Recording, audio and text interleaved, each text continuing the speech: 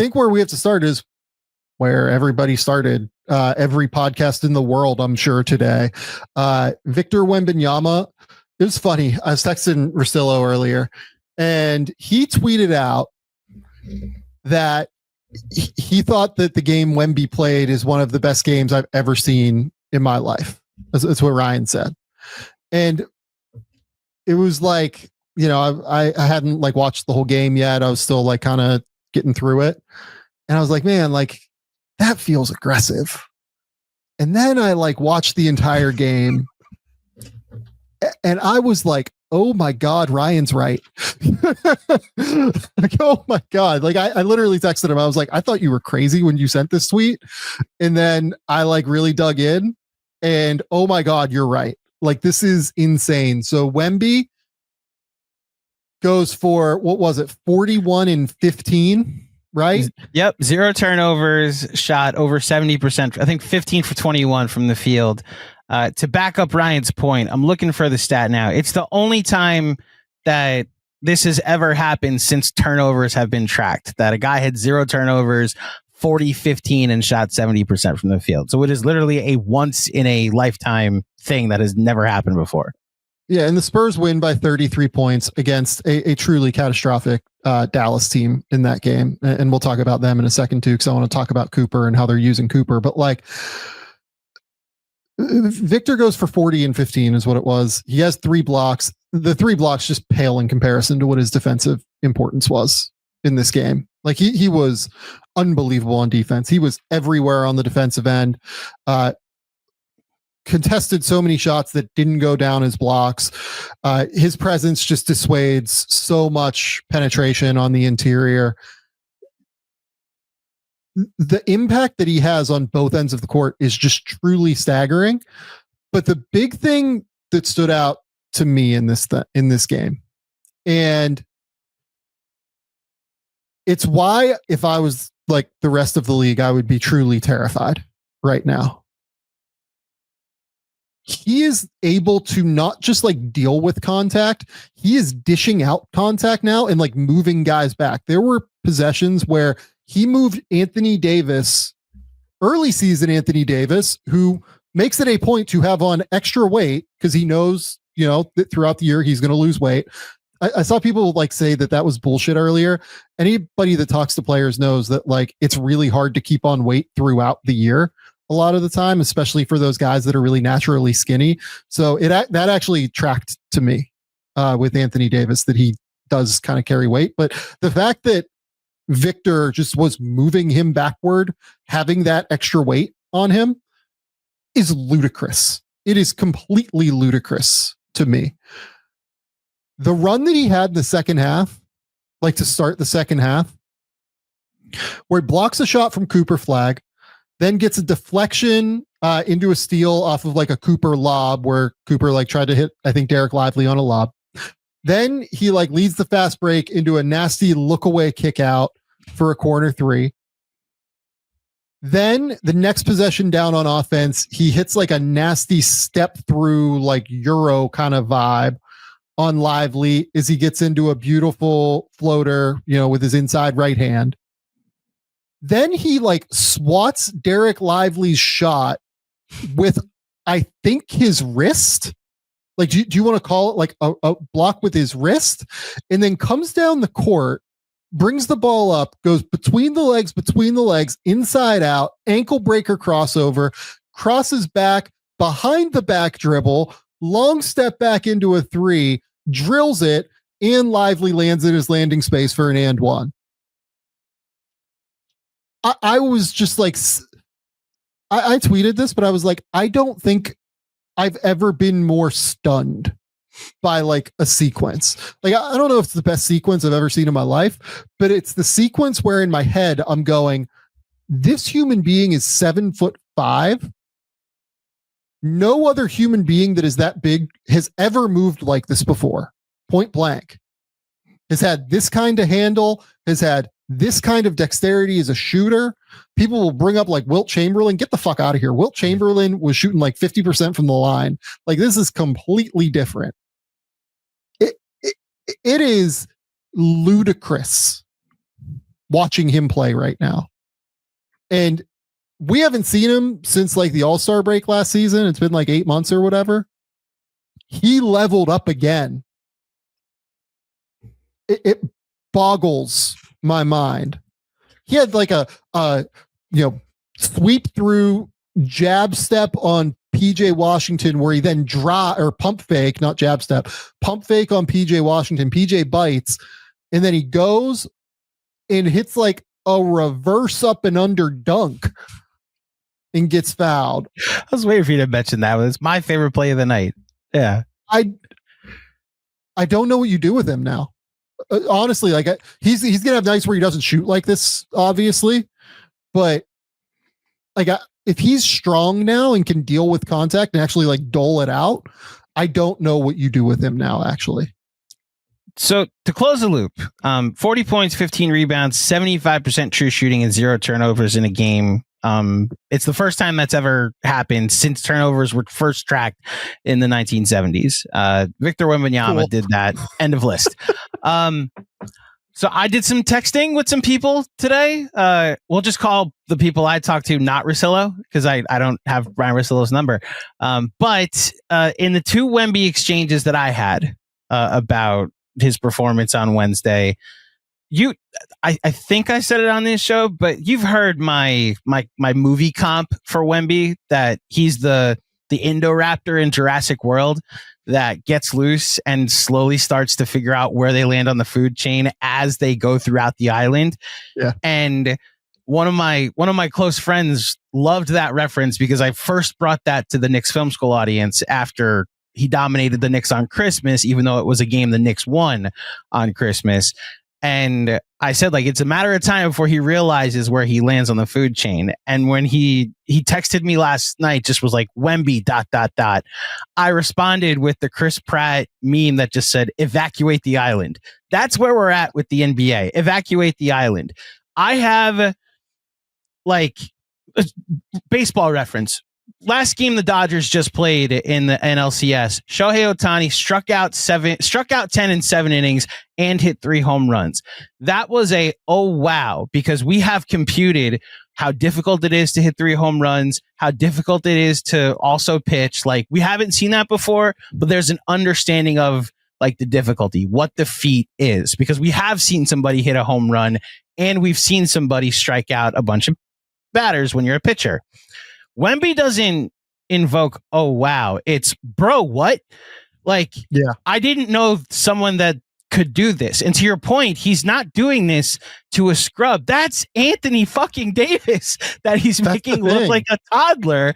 And like the other exchange that I had was, what team is best equipped? Like, actually tried to have a basketball conversation with me. It was like, what team is best equipped to stop that version of Wemby?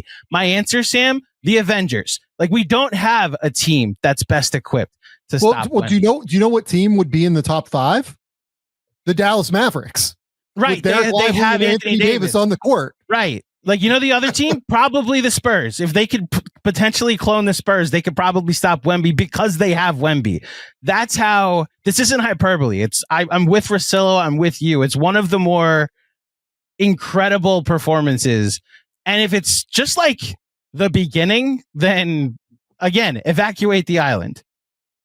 It's crazy. It's absolutely crazy. And I think the thing that, like, beyond what I've talked about, like in terms of the strength that stood out for me, but it goes in conjunction with the strength, is like, he has a real face-up game now where like Anthony Davis would stonewall him, right? Like, it's not like AD like didn't provide resistance. Like, AD like worked his fucking balls off in that game defensively. Right. Like, he tried really hard, and like he would stonewall him. But whereas like last year, even in the year before, Victor would probably have to pick up his dribble that year, or like in terms of like not dealing with the contact well, right? He doesn't have to pick up his dribble now. Like, he keeps his dribble alive, and then he goes back into trying to slice him up. Like, he can counter off of different ways that defenders play him now. There's that possession in the second quarter where like AD stonewalls him twice. He does eventually pick up his dribble. Then he like pump fakes, like turnaround jumper, and just like splashes it when AD fouls him. Yeah. And it's just like, well, I mean, like, don't foul him, but I don't know you're supposed to stop him from missing the shot. You literally fouled him. And look, I get it. He's not going to make all those shots, but yeah, man. Yeah. I don't know. It's someone that has like Shaq's gravity with like Kevin Durant's bag, but with vertical spacing that I don't think we've ever seen because of how tall he is. And it's, again, they made him in a lab, and it's just so impressive and potentially generationally talented that we get to see this. I tried, like you said, to not be full hyperbolic. And then, because I was obviously the Knicks played the first game of the doubleheader that night. I had post-game responsibilities. When I finally sat down to watch what everybody was talking about, I repeat, bro, what was my entire reaction to everything he did? And look, the only time I thought they had a hint of success, there's only a couple of possessions, was when they started blitzing him when he would get it at half court. And then you start to see the rest of the Spurs. You see Stephon Castle getting downhill in the short roll. You see what they're doing with Barnes and with Vassell, and like imagine when Dylan Harper eventually gets going, when they get De'Aaron Fox back. Like, this is going to be, I don't know how, I know you've already talked about it with some of your projections and some of your predictions. I'm wondering if we should start to go even higher, if this is something he can sustain for a full season, because that did not look like a team that's like just a fun play-in story, you know? They won by 33 points. Castle and Harper played 52 minutes and turned the ball over 9 times. Goodness. Like, Steph Castle was amazing in this game. Like, I thought he was awesome. I thought he did everything but shoot it well, basically. Like, he went 5 for 10 from the line, and he turned it over a little bit too often, I thought too. But like, Steph was amazing in this game. Like, his point of attack defense was unbelievable. He made Cooper work for everything. Like, he was awesome as a cutter. He had some driving moments. He had incredible transition moments, both as a passer and as a scorer. Like, you say that, like, get downhill. It literally felt like at one point in the third quarter to me that like the court was tilted and like the Mavericks were like trying to bring the ball up the court, walking up a hill, and the Spurs were just like coming downhill at them at the same time. And it was just like, this is insane. This is completely ridiculous. I thought Castle was great. I thought Harper was okay for a debut. Like, I have no problems with what happened. Cooper Flagg is the other guy I want to talk about here. This Cooper Flagg experiment at point guard, I get why they're doing it. Let's get him some reps. Let's let him kind of explore the space or whatever. I don't think that's a game 1 thing that you do. I think that's a game 60 thing that you do when the season is over and you're experimenting and kind of letting guys who have already built up like a degree of confidence start to explore and have like some experience in the NBA. Rolling out Cooper at point guard, who has never played point guard, like at any level, as far as I know, maybe for the main, EYBL team that he had, like, he brought the ball up the court, but like, he had smaller players with him that would also bring the ball up the court. Like, making him do that in the NBA, and I thought he did fine, like bring the ball up the court. The issue for me is more, you watch VJ Edgecombe, and we're going to talk a lot about VJ, right? Everything VJ did in game 1 was like as an off-ball scorer, right? And guys created shots for him to get open catch and shoot threes, or, other than the possession where he completely like crossed up Xavier Tillman and like detonated at the rim. Mostly it was, okay, if I'm driving, I'm taking advantage of like a heavy closeout, or I'm cutting to the rim or something like that, right? Or I'm making catch and shoot threes. He had a couple of like pull up, mid-range jumpers, but he had, we'll talk about however many points. I think he had 34 or whatever. And maybe like 6 to 8 of them were self-created. And the rest were, hey, we're going to work hard to get this guy shots. There was never a point last night outside of the first play of the second half where I felt like Dallas went in its bag to go get Cooper even an easy shot, because he's the one that's playing point. He's the one that's like forced to initiate the offense and get guys downhill. And he's fucking 18 years old playing against an alien on the interior and playing against like a Tasmanian devil and Steph Castle defensively. and like you're not really running like a ton of off-ball action to get him loose and like get him, kind of free and have him back cut to the rim. He's an amazing cutter. When he's playing point guard, you lose the offensive rebounding ability that makes him really, really good, in my opinion, as well. Like, because he's not going to, like, he has to be back on defense a lot of the time. Like, you already have Lively and AD there. Why would you have him crash? It actually genuinely frustrated me watching the Mavericks because their offense was so grossly stagnant.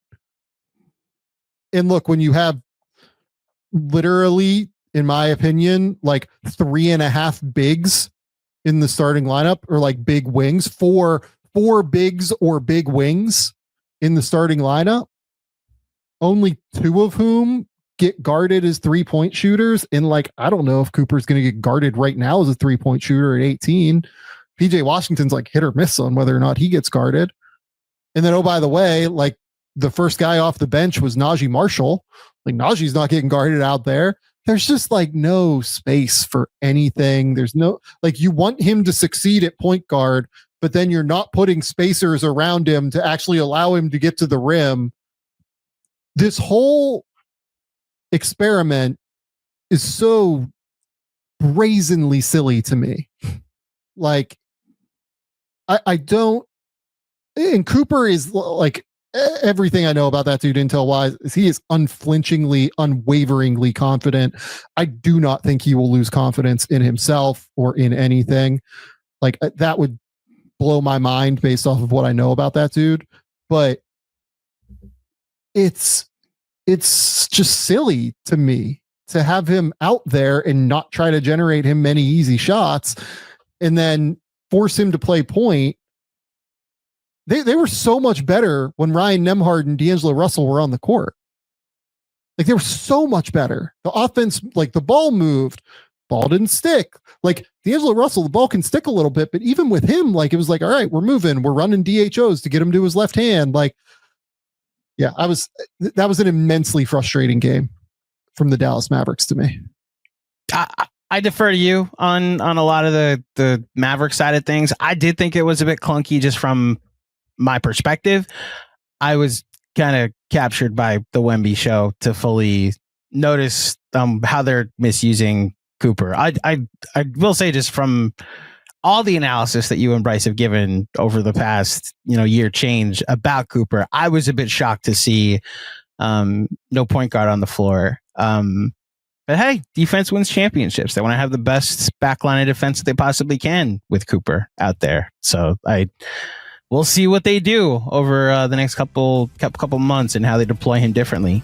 Yeah. I would like to see some different things.